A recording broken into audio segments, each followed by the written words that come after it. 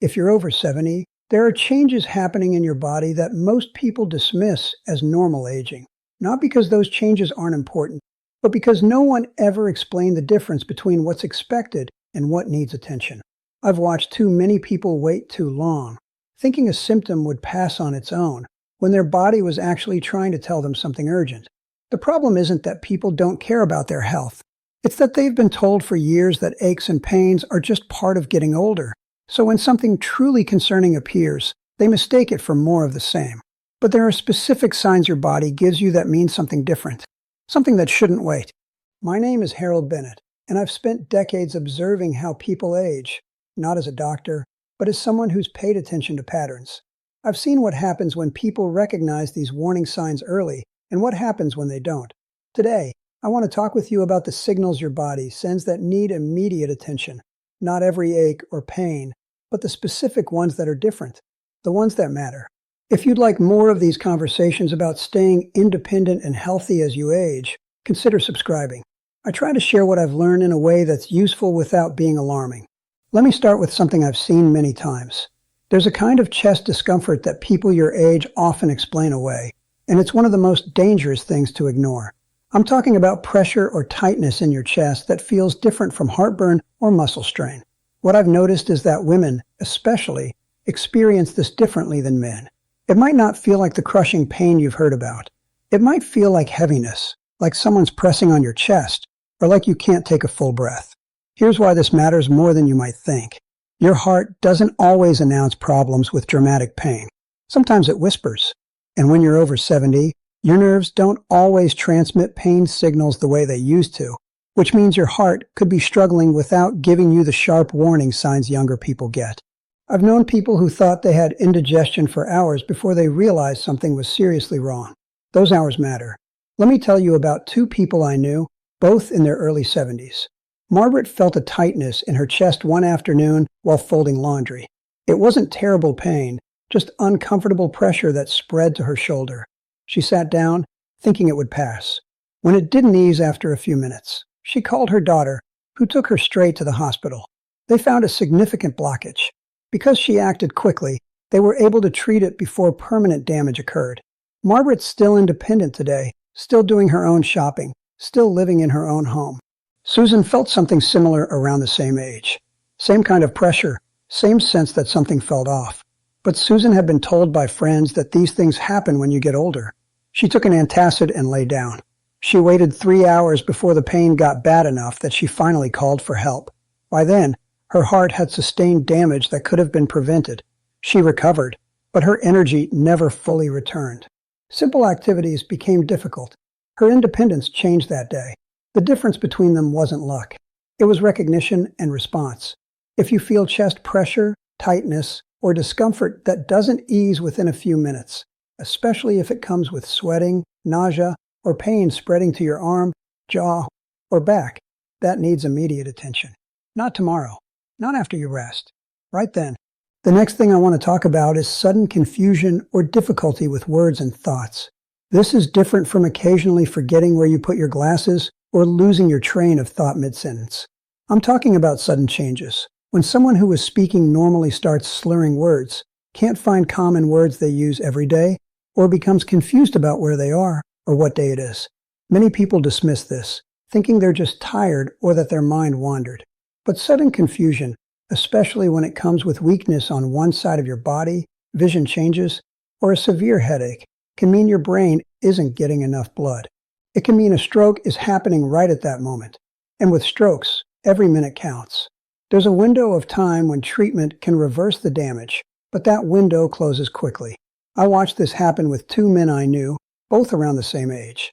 Joe was having breakfast with his wife when his words started coming out wrong. He meant to ask for the butter, but said something that didn't make sense. His face drooped slightly on one side. His wife noticed immediately and called for help. They got him to the hospital within the critical time window. He received treatment that dissolved the clot. Joe recovered almost completely. He still drives, still manages his own affairs, still has the life he had before. Frank had similar symptoms start while he was reading the newspaper. His wife noticed he was having trouble speaking clearly, but Frank insisted he was fine, just tired. He wanted to rest first. to see if it would improve. They waited. By the time they realized this wasn't going away, too much time had passed. Frank survived, but the stroke left him with permanent weakness on his left side and difficulty speaking. His independence changed in ways that might have been prevented if they'd acted in those first critical minutes. The pattern I've seen is that people don't want to overreact. They don't want to bother anyone or seem dramatic. But when it comes to stroke symptoms, there's no such thing as overreacting. If you or someone you're with suddenly has trouble speaking, understanding speech, or develops weakness or numbness on one side of the body, that's an emergency. Even if it improves quickly, you still need to be evaluated right away, because those brief episodes can be warnings of something larger about to happen. I hope this is making sense so far. These aren't things to live in fear about, but they are things to recognize. Now let me talk about something people often attribute to arthritis or old injuries: sudden, severe pain in one leg, especially when it comes with swelling, warmth, and redness. What I've learned is that this can signal a blood clot deep in your leg, and those clots can move to your lungs. When that happens, it becomes life-threatening very quickly. The danger is that leg pain seems ordinary when you're older. You've probably had leg pain before from standing too long or walking more than usual. But there's a different quality to the pain from a blood clot. It usually affects one leg more than the other. The leg might feel swollen, tight, warmer than the other leg. The pain often gets worse when you walk or stand. People sometimes think they pulled a muscle or that their arthritis is flaring up. They rest, they elevate, they wait. But if it's a clot, waiting allows it to grow, to become more dangerous. I knew two women, both in their late 60s, who developed leg pain within months of each other. Carol noticed her left calf was swollen and painful after a long car trip. She'd been sitting for hours, and when she got home, her leg felt tight and sore. Her daughter, who's a nurse, noticed the swelling went up pretty high and that the leg felt warm. She insisted they go to the emergency room, even though Carol thought it was probably nothing. They found a significant clot. Carol was treated immediately, and the clot never had a chance to move. She was back to her normal activities within weeks. Nancy had similar symptoms after a flight. Her right leg swelled and hurt, but Nancy figured it was from sitting so long on the plane. She rested at home for 2 days, hoping it would improve. It did seem a bit better at times, which convinced her she was right to wait. On the 3rd day, she suddenly couldn't breathe properly. The clot had moved to her lung. She survived, but she spent weeks in the hospital and months recovering. The doctors told her family that if she'd come in when the leg symptoms first appeared, the whole ordeal could have been prevented. Blood clots are more common as you age, especially if you've been sitting for long periods, if you've had surgery recently, or if you have certain health conditions. If one leg becomes significantly more swollen, painful, or warm than the other, that deserves immediate evaluation. It's not something to watch for a few days. Let me move to something that people sometimes feel embarrassed to mention: sudden, severe abdominal pain that doesn't ease. I've noticed that people your age often have some digestive discomfort from time to time, so when severe pain hits, they sometimes assume it's related to something they ate. But there are conditions that become more common after 70 that cause sudden, serious abdominal pain, and they can't wait for a regular doctor's appointment. Things like a blocked intestine, a burst diverticulum, or problems with blood flow to your intestines. These create pain that's different from ordinary stomach upset. The pain is usually severe. It may come with vomiting, bloating, or the inability to pass gas or have a bowel movement. Sometimes there's fever. Sometimes the abdomen becomes rigid and tender to touch. What I've observed is that people often try to treat this at home first. They take antacids, they avoid food, they hope it will resolve. But with certain abdominal emergencies, especially in people your age, waiting can allow conditions to worsen to the point where surgery becomes much more complicated and recovery much harder. I remember Robert and Walter, both in their mid-70s. Robert developed sudden, severe pain in his lower abdomen along with nausea. The pain was unlike anything he'd felt before. He'd had upset stomachs, but this was different, sharper, more persistent. His wife wanted to wait until morning to call the doctor, but something about the intensity made Robert insist they go in that night. They discovered his appendix had ruptured. Because they caught it quickly, the infection hadn't spread far. He recovered well. Walter had severe abdominal pain that came on suddenly while he was watching television. He thought maybe he'd eaten something that disagreed with him. He took some medicine and went to bed, thinking he'd feel better by morning. By morning, the pain was worse, and he had a fever. When he finally went to the hospital, they found a perforated bowel. The infection had spread through his abdomen. He survived, but the recovery was long and difficult, and he was never quite as strong afterward. Severe abdominal pain, especially when it comes with vomiting, fever, or changes in your bowel habits, needs to be evaluated quickly. Your instinct will tell you if this is different from ordinary stomach discomfort. Trust that instinct. Stay with me here. This next part is important. I want to talk about falls and head injuries. People your age often take a fall, and if they don't break anything obvious, they assume they're fine. But head injuries work differently as you age. Your brain has more space to move inside your skull, which means even a fall that seems minor can cause bleeding around the brain. This bleeding can be slow. You might feel fine right after the fall, then hours or days later develop confusion, severe headache, weakness, or drowsiness. I've watched this pattern too many times.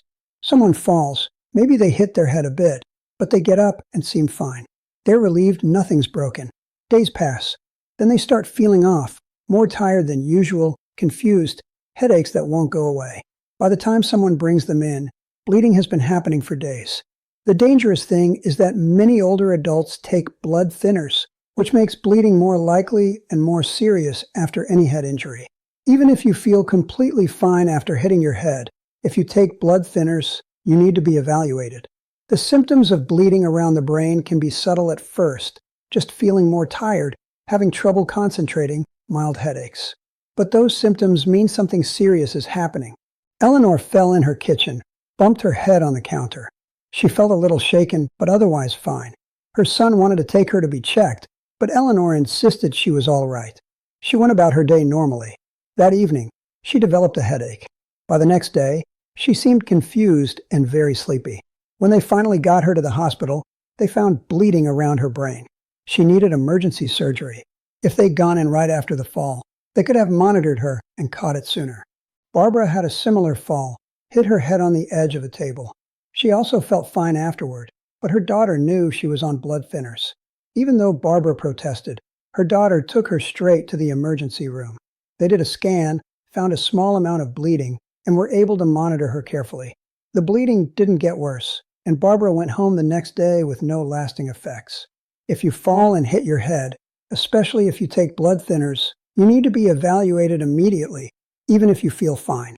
And if anyone who's had a head injury in the past few days starts acting confused, unusually sleepy, or develops a severe headache, that needs urgent attention. Now let me talk about breathing. There's normal shortness of breath from walking upstairs or moving faster than usual. Then there's the kind that's different, sudden difficulty breathing, breathing that's worse when you lie down, or breathing that comes with chest tightness or pain. This can signal problems with your heart or lungs that need immediate attention. I've noticed people often convince themselves they're just out of shape or that their breathing trouble is from a cold or allergies. But sudden shortness of breath, especially if it wakes you up at night or makes it hard to lie flat, can mean your heart isn't pumping effectively or that fluid is building up in your lungs. It can also mean a clot has traveled to your lungs, which is immediately life-threatening. What distinguishes concerning shortness of breath is the pattern. It comes on quickly or gets progressively worse over hours or days. It might come with swelling in your legs, coughing up pink or bloody mucus, chest discomfort, or a sense of panic or doom. These aren't symptoms to wait out or treat at home. The last thing I want to mention is something even doctors sometimes miss in older adults: severe depression or thoughts of harming yourself. Many people your age have experienced losses, friends, spouses, independence, purpose. It's normal to grieve, to have sad days. But when sadness becomes constant, when you lose interest in everything, when you start thinking about ending your life, that's a medical emergency just as serious as chest pain or difficulty breathing. What I've learned is that people are often more willing to seek help for physical symptoms than emotional ones. There's still a sense that depression is something you should be able to handle on your own, that asking for help means weakness. But severe depression changes your brain chemistry. It's not about being strong or weak. And thoughts of suicide mean your mind needs immediate medical attention.